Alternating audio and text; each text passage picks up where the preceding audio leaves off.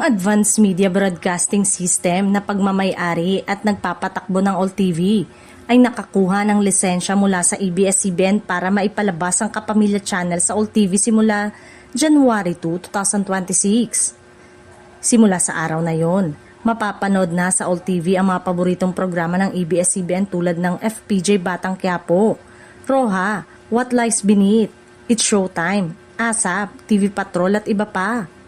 Patuloy pa ring mapapanood ang mga prime programs ng ABS-CBN sa A to Z, habang ang It's Showtime at Pinoy Big Brother Celebrity Collab 2.0 ay mapapanood pa rin sa GMA.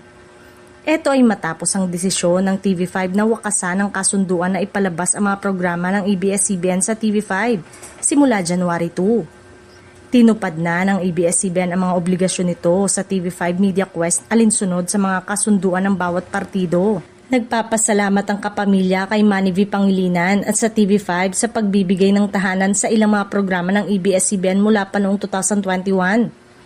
Ang AMBS ay naging partner ng ABS-CBN mula pa noong 2024. Hatid ang mga piling programa ng ABS-CBN, kabilang ang mga iconic na Kapamilya shows sa ilalim ng Jeepney TV brand, gayon din ang It's Showtime at TV Patrol.